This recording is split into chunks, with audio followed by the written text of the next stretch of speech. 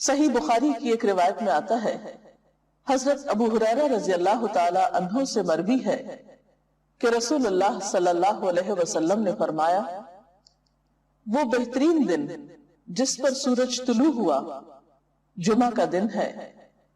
اسی دن حضرت آدم علیہ السلام تخلیق کیے گئے، اسی دن جنت میں داخل کیے گئے اور اسی دن وہاں سے نکالے گئے، اور قیامت واقع نہیں ہوگی مگر جمعہ کے دن۔ تو اس سے پتہ چلتا ہے کہ جمعہ کا دن اسلامی تاریخ میں اہمیت کا حامل ہے۔ اس دن میں سب سے اہم کام جو ہمیں کرنا ہے وہ نماز جمعہ کا اہتمام ہے۔ نماز جمعہ مردوں کے لیے ایک فرض عبادت کی حیثیت رکھتی ہے۔ حضرت جابر رضی اللہ تعالی عنہ سے روایت ہے کہ رسول اللہ صلی اللہ علیہ وسلم نے فرمایا، جو شخص اللہ اور یوم آخرت پر ایمان رکھتا ہو اس پر جمعے کے دن جمعہ پڑھنا فرض ہے، سوائے مریض کے، مسافر کے، عورت، بچے یا غلام کے۔ جو شخص کھیلنے یا تجارت میں بے پرواہ ہو اللہ بھی اس سے بے پرواہ ہو جاتا ہے، اور اللہ تعالیٰ بے نیاز تعریف والا ہے۔ تو اس سے پتہ چلتا ہے کہ جمعہ اپنی نماز جمعہ کے اعتبار سے بہت اہمیت کا حامل ہے، اور سوائے شرعی عذر کے جمعہ کو چھوڑ دینا انسان کے لیے محرومی کا سبب ہے، ایک بہت بڑی خیر سے۔ عام طور پر انسان تجارت اور کھیل کود میں مشغول ہو کر نماز جمعہ سے بے پرواہی برتتا ہے، لیکن ایسا کرنا خود انسان کے اپنے ہی لیے نقصان دہ ہے۔ جمعہ کے دن ایک خاص گھڑی ہوتی ہے جس میں انسان کی دعائیں قبول ہوتی ہیں۔ حضرت ابو ہریرہ رضی اللہ تعالی عنہ سے روایت ہے، رسول اللہ صلی اللہ علیہ وسلم نے جمعہ کے دن کا ذکر کیا تو ارشاد فرمایا، اس میں ایک ایسی گھڑی ہے کہ جس مسلمان بندے کو وہ میسر آ جائے اور وہ کھڑا ہوا نماز پڑھ رہا ہو تو وہ اللہ سے جس چیز کا سوال کرتا ہے اللہ تعالیٰ اسے ضرور عطا فرما دیتا ہے۔ اور آپ نے اپنے ہاتھ سے اس گھڑی کے مختصر ہونے کا ارشاد فرمایا کہ وہ بہت لمبا یا طویل وقت نہیں ہوتا بلکہ وہ ایک مختصر سی گھڑی ہوتی ہے۔ مسلم کی ایک حدیث کے مطابق وہ گھڑی امام کے منبر پر بیٹھنے سے نماز جمعہ کے ختم ہونے تک ہے، اور ترمذی کی حدیث کے مطابق یہ گھڑی عصر سے لے کر سورج غروب ہونے تک تلاش کی جائے۔ اس سے پتہ چلتا ہے کہ یہ دو اوقات خاص طور پر جمعہ کے دن اہم ہیں جن میں اللہ تعالیٰ کا ذکر اور عبادت کی جانی چاہیے۔ نماز جمعہ کے علاوہ کچھ اور کام بھی جمعہ کے دن خاص اہتمام کے ساتھ کیے جانے چاہیے۔ ان میں سب سے پہلی چیز طہارت و پاکیزگی کا اہتمام اور اس کے لیے غسل کرنا۔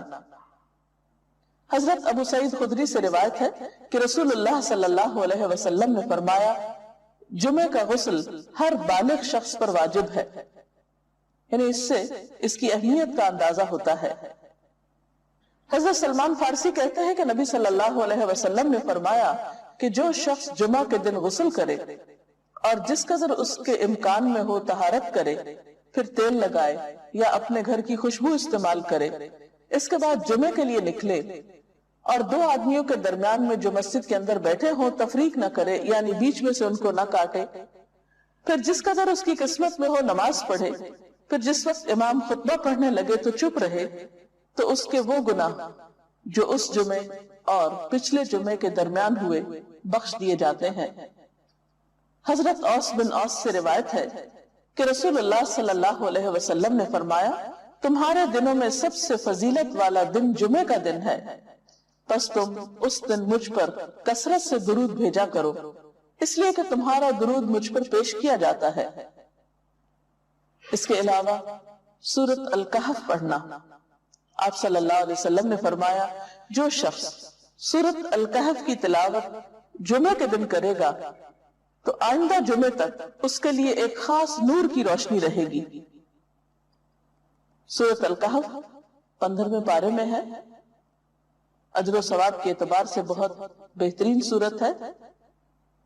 اس کی ابتدائی 10 آیات کے پڑھنے والے کے لیے فتنہ دجال سے محفوظ رہنے کی خوشخبری بھی ہے۔ ان آیات کو یاد بھی کر لینا چاہیے۔ نماز جمعہ ایک فرض نماز ہے۔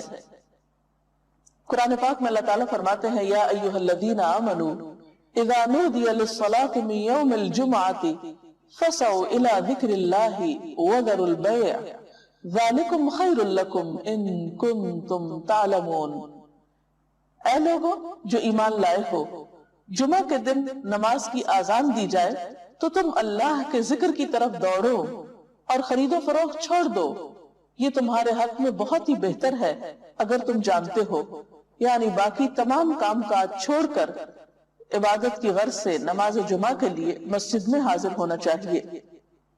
آپ صلی اللہ علیہ وسلم نے نماز جمعہ کی فضیلت بیان کرتے ہوئے فرمایا، جس نے وضو کیا اور اچھے طریقے سے وضو کیا، کیونکہ بعض اوقات ہم تیزی میں وضو کرتے ہیں، کونیاں خشک چھوڑ دیتے ہیں یا پاؤں کی ایڑیاں خشک رہ جاتی ہیں، یا اسی طرح چہرے کو پوری طرح نہیں دھوتے یا صاف نہیں کرتے، تو اس سے وضو صحیح طور پر مکمل نہیں ہوتا۔